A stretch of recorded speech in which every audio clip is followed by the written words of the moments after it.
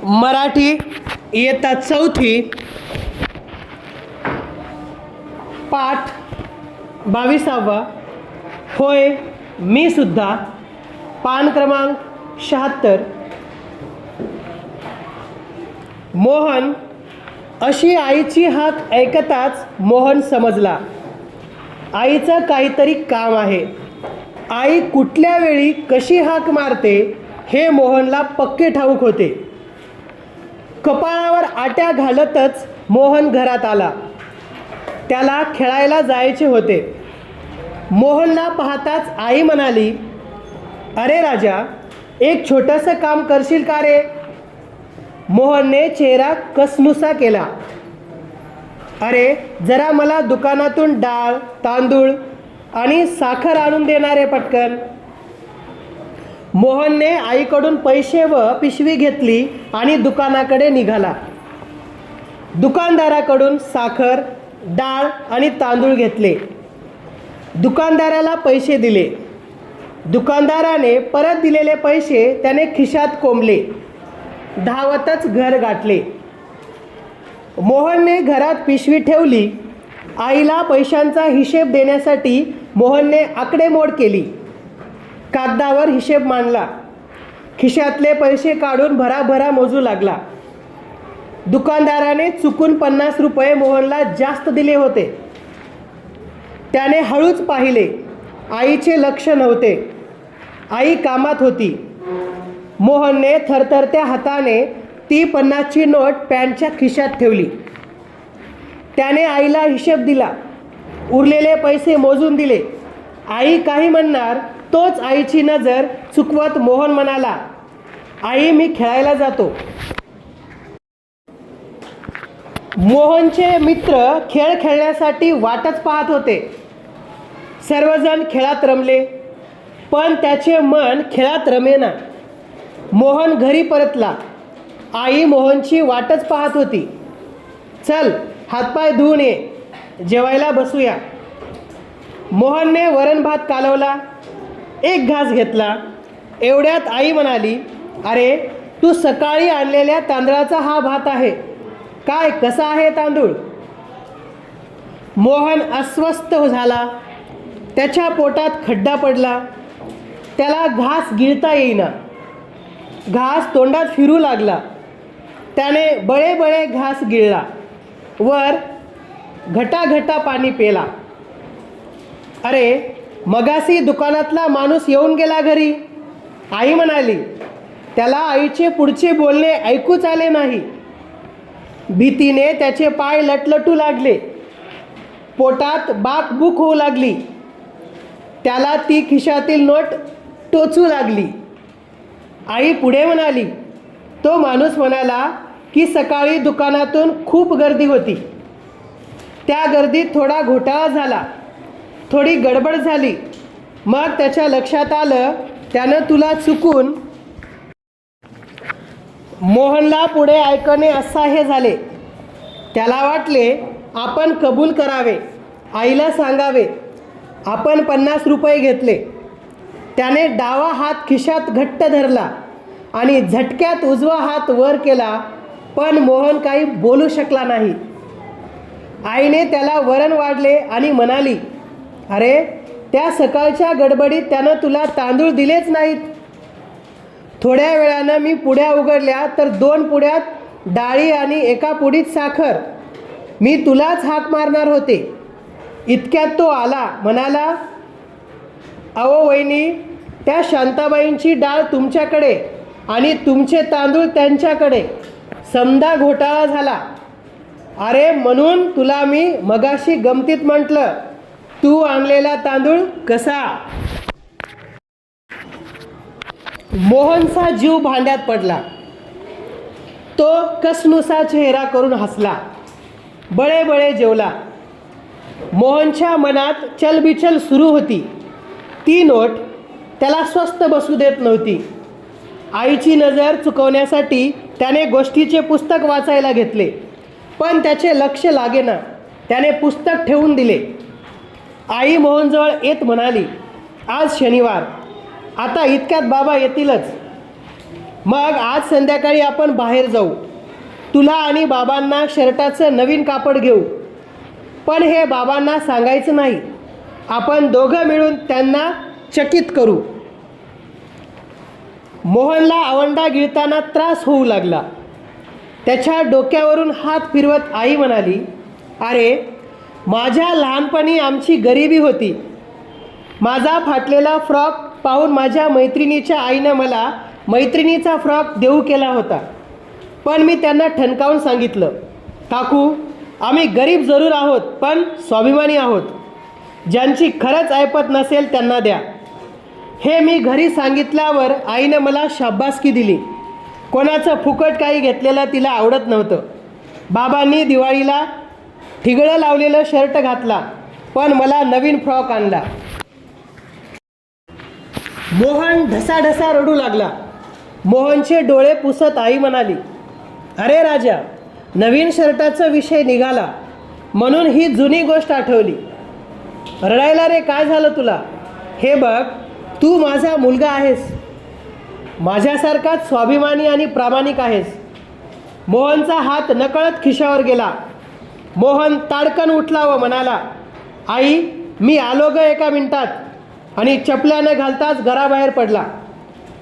अरे, आता कुठे चालला सुनाचा? ती टोपी तरी घाल रे. आणि आता येतीलच बाबा. आईचे बोलणे ऐकायला मोहन घरात नव्हताच. तो भर दुपारी रस्त्यावरून अनवाणी धावत होता. तो दुकानात गेला. दुकानदार एकटाच हिशेब करत बसला होता. मोहनने दुकानदाराला ती 50 रुपयांची नोट परत केली. म्हणाला, सॉरी, माझी चूक झाली. सकाळी मला तुमच्याकडून जास्ती पैसे आले. मला यायला उशीर झाला. दुकानदार हसला. त्याने मोहनला शाबासकी दिली. समोरच्या बरणीतले एक चॉकलेट काढून त्याने मोहनसमोर धरले. मोहनने हात जोडून पुन्हा एकदा सॉरी म्हटले आणि चॉकलेट न घेताच त्याने घराकडे धूम ठोकली. धापा टाकतच मोहन घरात शिरला. त्याला नीट बोलताही येईना. त्याला खूप भरून आले होते. त्याने आईचा हात हातात घेतला आणि म्हणाला, होय, मी सुद्धा स्वाभिमानी आणि प्रामाणिक आहे तुझ्यासारखा. होय, मी सुद्धा. लेखक राजीव तांबे. शब्दार्थ पाहूयात. पोटात खड्डा पडणे म्हणजे खूप भीती वाटणे. पाय लटलट कापणे म्हणजे भीतीने पाय थरथर कापणे. अनवाणी म्हणजे पायात चपला वगैरे न घालता. पाठ 22वा. होय, मी सुद्धा. या पाठाचे संपूर्ण स्वाध्याय पाहूयात. प्रश्न पहिला. एका वाक्यात उत्तरे लिहा. 1. आईने मोहनला दुकानातून काय आणायला सांगितले? उत्तर. आईने मोहनला दुकानातून डाळ, तांदूळ व साखर आणायला सांगितले. 2. मोहनने आकडेमोड का केली? उत्तर. आईला पैशांचा हिशेब द्यायचा होता म्हणून मोहनने आकडेमोड केली. 3. मोहनला किती रुपये जास्त आले होते? उत्तर. मोहनला 50 रुपये जास्त आले होते. प्रश्न दुसरा. का ते लिहा. 1. आईने मोहनला हाक मारली. उत्तर. आईला दुकानातून काही वस्तू हव्या होत्या म्हणून तिने मोहनला हाक मारली. 2. मोहन कपाळावर आट्या घालत घरात आला. उत्तर. खेळत असताना मोहनला आईने कामासाठी हाक मारली म्हणून तो कपाळावर आठ्या घालत घरात आला. 3. मोहनच्या आईला तिच्या आईने शाबासकी दिली. उत्तर. स्वाभिमानीपणा दाखवून आईने मैत्रिणीचा फ्रॉक घेतला नाही म्हणून मोहनच्या आईला तिच्या आईने शाबासकी दिली. 4. दुकानदाराने मोहनला शाबासकी दिली. उत्तर.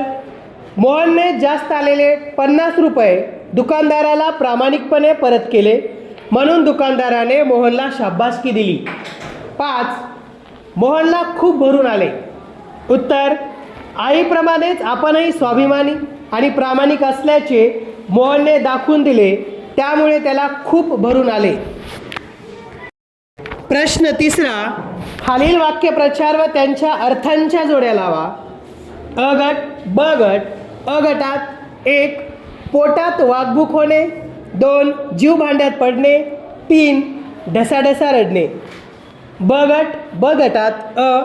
खूप रडणे. आ. खूप घाबरणे. ई. दिलासा मिळणे. उत्तरे पाहूयात. पोटात वाकबुक होणे, खूप घाबरणे. 2. जीव भांड्यात पडणे, दिलासा मिळणे. 3. ढसाढसा रडणे, खूप रडणे. प्रश्न 4. खालील शब्दांना जोडून येणारे शब्द लिहा. अ. आकडे. आ. आरडा. ई. हात. ई. कावरा. उत्तरे पाहूयात. आकडेमोड, आरडाओरड, हातपाय आणि कावरा बावरा. प्रश्न 5. पाठात पायात जोडे न घातलेला या शब्दसमूहाबद्दल अनवाणी हा एक शब्द आलेला आहे. पुढील शब्द वाचा. असे आणखी शब्द शोधून लिहा. अ. जन्म झालेले ठिकाण, जन्मस्थान. आ. विमान चालवणारा, वैमानिक. ई. कविता करणारी, कवयित्री. ई. शोध लावणारा, संशोधक. उ. देशाची सेवा करणारा, देशसेवक. आणखी काही शब्दसमूहाबद्दल एक शब्द. 1. दररोज प्रसिद्ध होणारे नियतकालिक, दैनिक. 2. केलेले उपकार जाणणारा, कृतज्ञ. 3. 12 वर्षांचा काळ, तप. 4. नाटक लिहिणारा, नाटककार. 5. नृत्य करणारा, नर्तक. प्रश्न 6. वाक्यातील रिकाम्या जागी खालील शब्दसमूहांची योग्य रूपे वापरा. चेहरा कसनुसा करणे, नजर चुकवणे, अस्वस्थ होणे. कप बशा कपाटात ठेवताना माझ्या हातून एक कप फुटला, त्यामुळे मी टिंबटिंब झालो. मी टिंबटिंब आईकडे गेलो, तिच्याशी टिंबटिंब बोलू लागलो. वाक्य पूर्ण करूयात. कप बशा कपाटात ठेवताना माझ्या हातून एक कप फुटला, त्यामुळे मी अस्वस्थ झालो. चेहरा कसनुसा झाला, मी आईकडे गेलो, तिच्याशी नजर चुकवून बोलू लागलो. प्रश्न 7. दुकान या शब्दाला दार प्रत्यय लावून दुकानदार असा शब्द पाठात आलेला आहे. असे आणखी शब्द शोधून लिहा. उत्तर. हवालदार. 2. रखवालदार. 3. राखणदार. 4. मजेदार. 5. बहारदार. संपूर्ण पाठाचे स्वाध्याय सुंदर अक्षरात लिहा आणि वाचन करा.